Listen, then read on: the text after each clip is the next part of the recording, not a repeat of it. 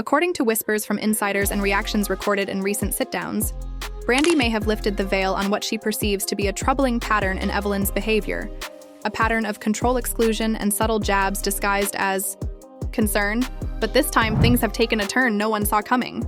Rumors are circulating, tongues are wagging, and fans are completely stunned by what's allegedly transpired between Brandi Maxiell and Evelyn Lozawada.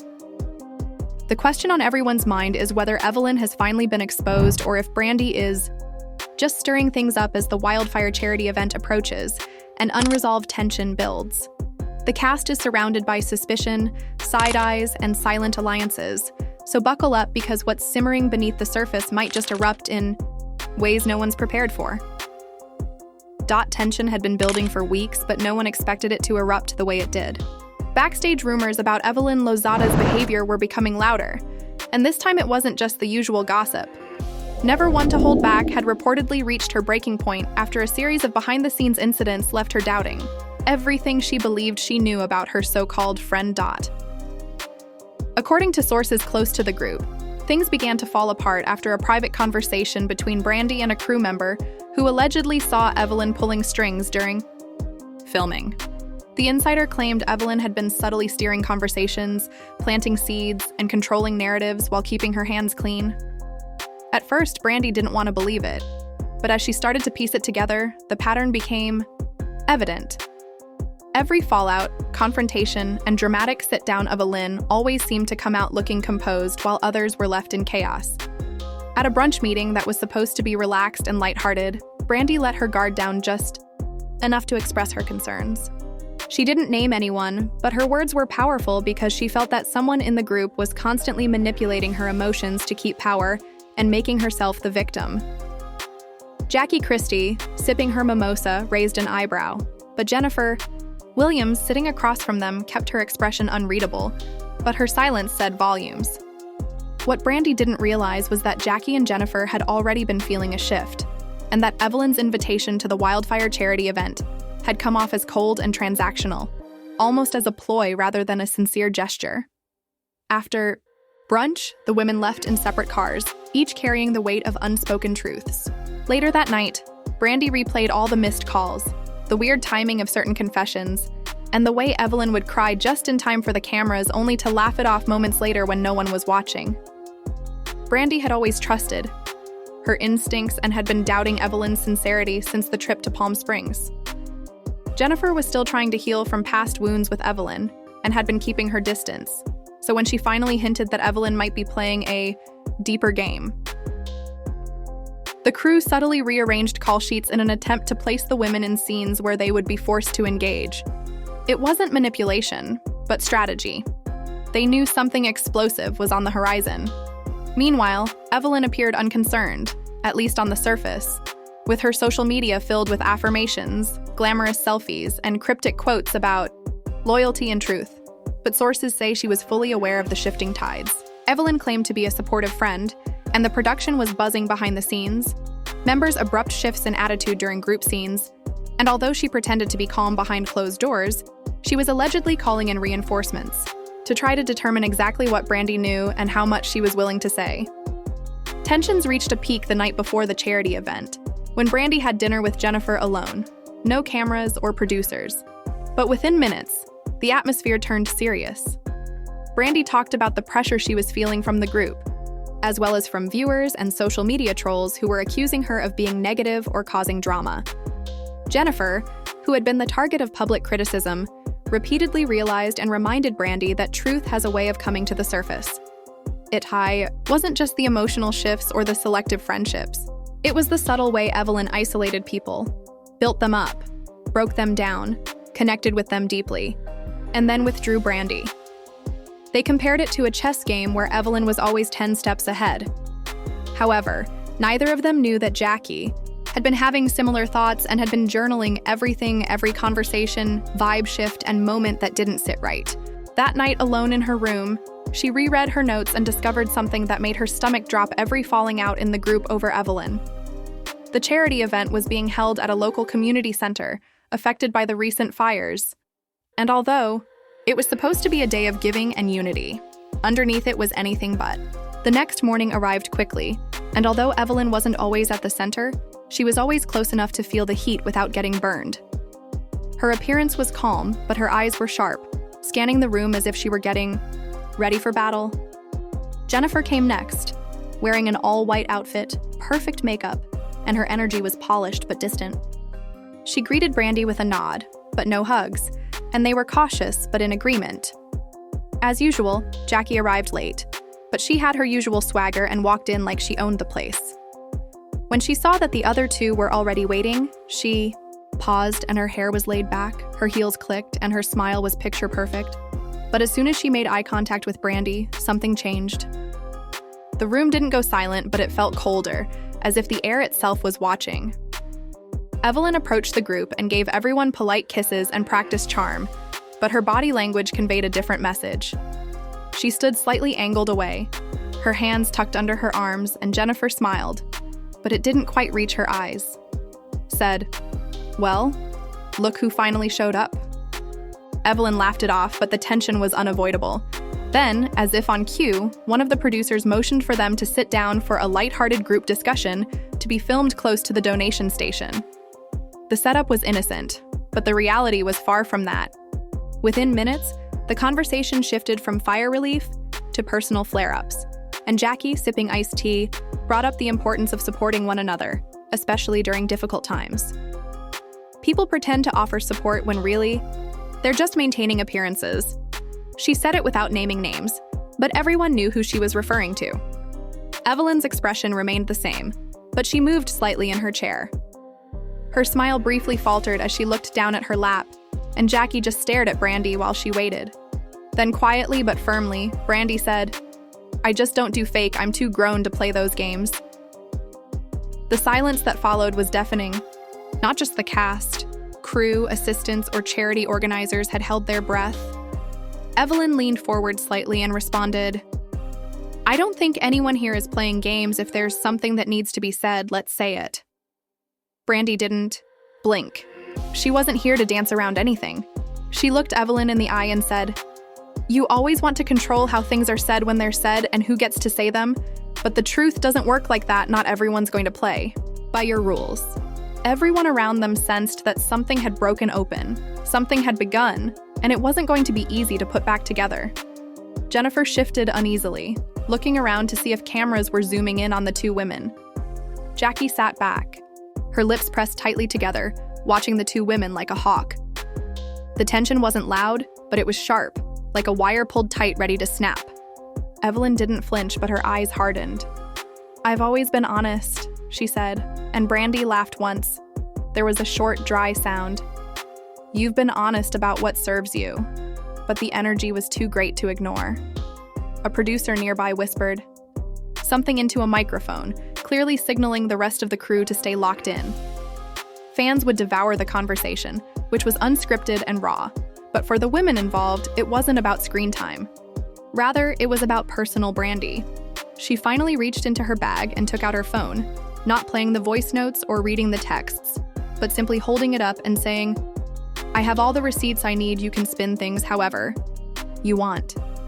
However, the people who matter were already looking through it, and Jennifer looked over in surprise, not knowing that Brandi had kept proof. Jackie tilted her head and Evelyn's jaw tightened just a little. Just a little. "That's what this is?" Evelyn asked. Her tone still even. Smear campaign. Brandi shook her head. "No. This is me finally refusing to stay silent while you keep manipulating everyone around you. This is me saying enough, and just like that, it was out there." The words had been spoken, not yelled, not screamed, just stated clearly and cleanly. Evelyn sat back, crossing her arms. "If anyone is being manipulative, it's you. You act sincere, but you're calculated, bringing things up in front of cameras, holding on to messages, and waiting for the ideal moment that doesn't exist. That's retaliation. We've all experienced hurt, betrayal, and misunderstandings, but if we're truly here trying to rebuild this, then it's not the way." Brandi turned to her, frustration creeping into her voice. "Rebuild what, Jackie? Something that was never real in the first place." She looked back at Evelyn. "The sisterhood you preach about only exists when people do what you want." Jennifer finally spoke up, her voice firm but soft. I think we've all had moments when we weren't the best versions of ourselves, and perhaps this is just one of those situations where we need to take a step back. But that didn't sit well with Brandi. Evelyn said something that nobody saw coming. I invited you to the event because I wanted us to move forward, not to try to look perfect. But I see now that you've already made up your mind. I finally stopped acting like I didn't notice, so I just picked up my bag and walked toward the door. Jennifer took care of her but stayed seated, and Jackie muttered something under her breath that sounded like, "Damn," and Brandi exhaled deeply. She wasn't upset, she wasn't emotional, she felt free.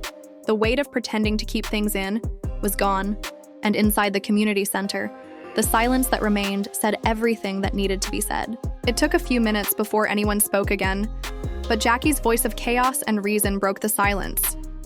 Well, I guess that went by quickly. Jennifer gave a small nod, and she's not wrong. But you know Evelyn, she knows how to protect her space. Jackie looked at her curiously. And what about you? Are you protecting yours, or are you just waiting to see which way the wind blows? Jennifer didn't respond immediately. Instead, glancing toward the door Brandi had left through and sighed.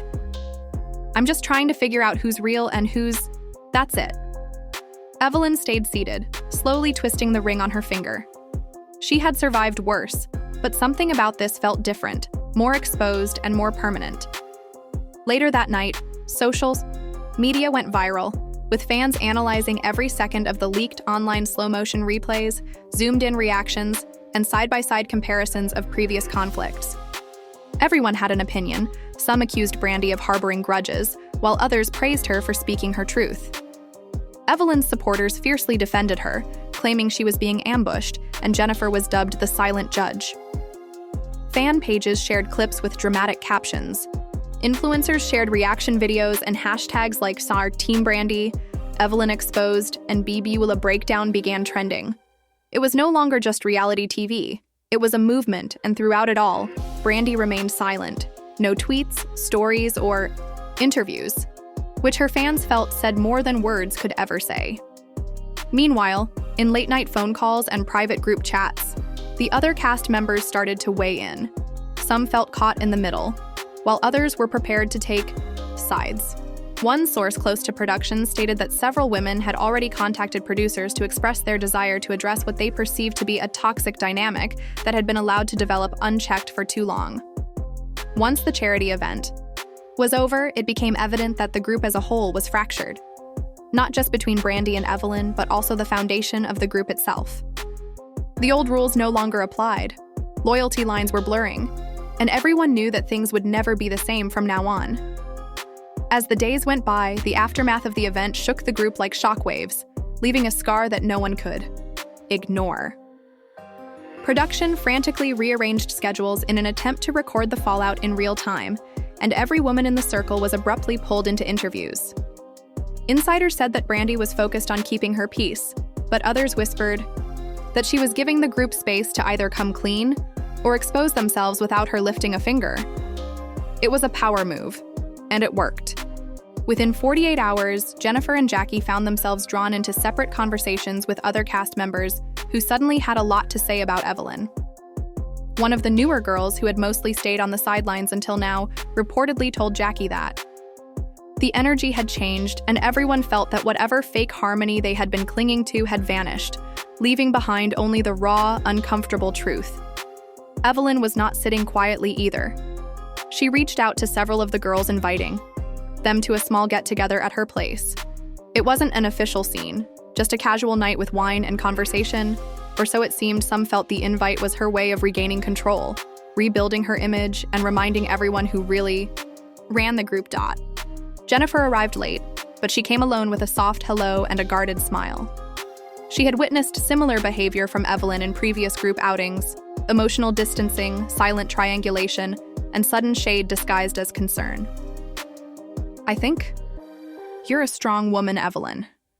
And I think you know how to survive any room you walk into. But sometimes that strength can feel like control. And control can feel like manipulation. Especially when people feel like they can't be real with you, without consequences. The night began with light music and stories from the past. But soon the elephant in the room moved to the center of the conversation.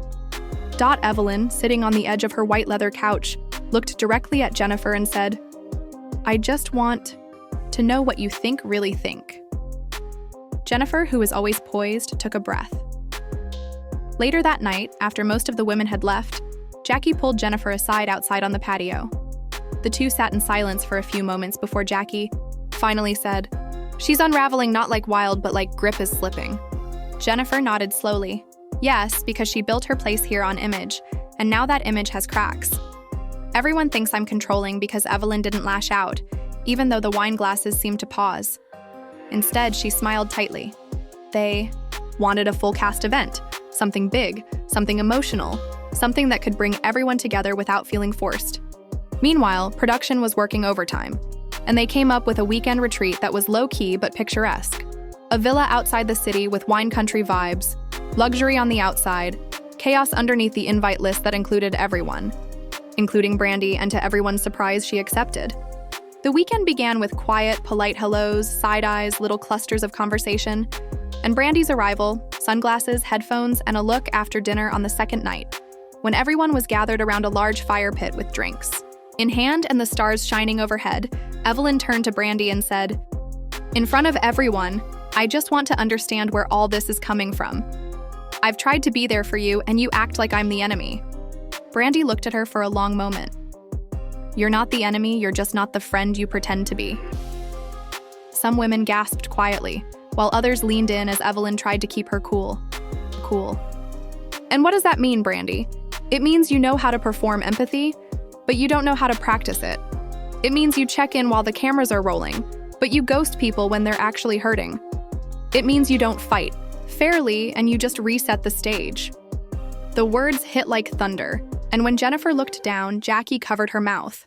Another castmate whispered, "Damn," and Evelyn's face went still.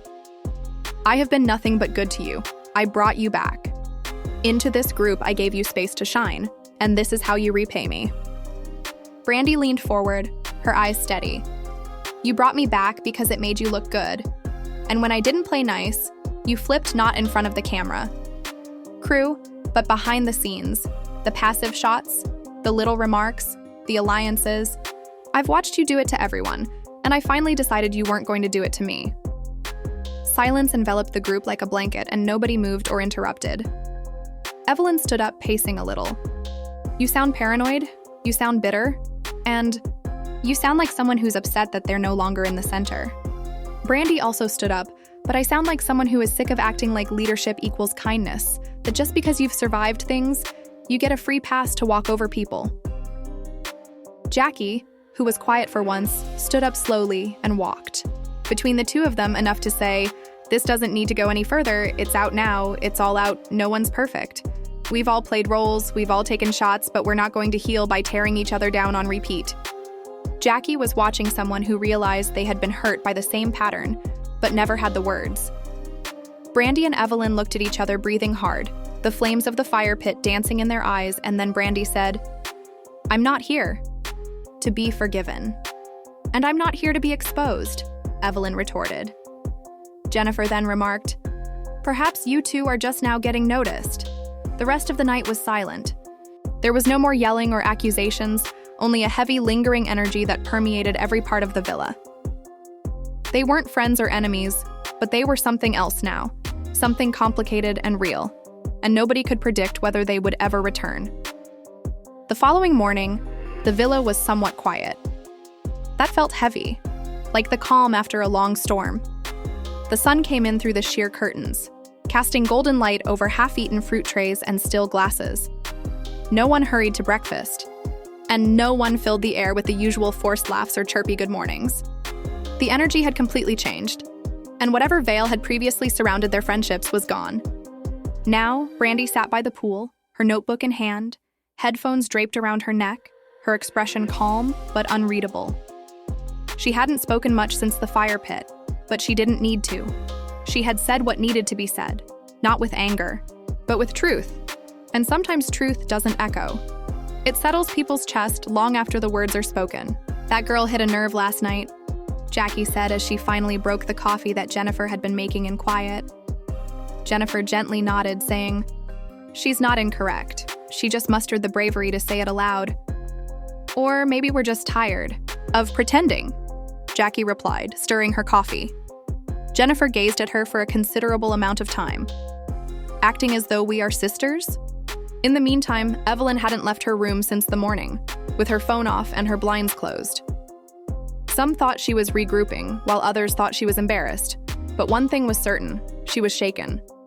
The accusations weren't vague. They were direct, shared by others, and they had receipts behind them. Later that afternoon, the production called a group check-in, which was just a light wellness circle. They said nothing too heavy, but everyone knew it was a setup. The cast assembled in the lounge, sitting in a loose semicircle. When it was Bry's turn, she spoke without flinching, saying, "I've been labeled a lot of things bitter, angry, negative. But what I've never been is fake. And maybe that's what people bother most because I don't know how to smile through it." The therapist was brought in for optics, and soft music played in the background, but the tension was still thick. Jennifer was the first to speak, admitting that she had been feeling emotionally pulled in all directions and that she loved everyone in the group in different ways, but had started to doubt how safe those relationships really were. She looked across the room, not directly at Evelyn, but close. "I didn't come back here to be messy. I came back to be honest, and if that shakes things up, then maybe they needed to be shaken." Eventually, all eyes turned to Evelyn, who appeared worn out but not defeated. Her voice was lower than usual as she said, "I've made mistakes. I've held on to pain in ways that weren't fair to others. But I'm not a villain, I've survived a lot." She glanced at her hands, but if anyone thinks for a brief moment, the room felt as though there might be room for something new to grow. But healing doesn't happen overnight, and not everyone was prepared to move on. After the session, cameras followed Brandi as she walked through the vineyard behind the villa, talking quietly with Jennifer. "I want peace," she said, "but not fake peace. I want to be able to show up without second-guessing every word that comes out of my mouth." Jennifer nodded, agreeing. This was the first time she had not pushed back. They sat on a bench beneath a tree, the wind rustling the leaves above Jennifer, who hesitated before continuing. "I think the audience sees it now. The shift people used to pick sides, now they're asking deeper questions." Brandi smiled slightly, adding that truth has a funny way of making people uncomfortable but also waking them up. Meanwhile, inside the villa, Evelyn was speaking to her daughter on the phone, and the cameras captured her saying, "I don't know if I can keep doing this, not like this." In the final scene of the retreat, as bags were being packed and cars were lining up outside, Jackie pulled Brandi aside and said, "You changed the game, not just for the group but also for the show." Brandi looked at her, unsure whether it was a compliment or a warning. The image, the pressure, the way every moment feels like it's being judged. Her daughter's voice was soft but firm. Perhaps it's time to stop worrying about the image and just focus on being real. That night, over a quiet dinner, the group shared a meal without a script. No performances, no staged drama, just silence glances, and the occasional half-laugh. Smirking, they now have to decide who they are when the cameras stop and Brandi nods, or if they ever knew to begin with. As the cast went back to their normal lives, the effects of that weekend grew, and fans on social media made timelines that pieced together seasons of clips to highlight instances where Evelyn's actions now appeared suspicious in retrospect. Old arguments were re-watched with new eyes, and videos of her confrontation began trending alongside Shakespeare's brand role. However, just as many people defended Evelyn, claiming that she had always been the group's emotional core and was misunderstood, but never malicious. The debate was intense, but for the first time, while no one knew exactly how the next episodes would unfold, editors didn't need to exaggerate the truth because what happened at the fire pit in the villa and behind those quiet glances had changed the story for good. This wasn't just TV anymore.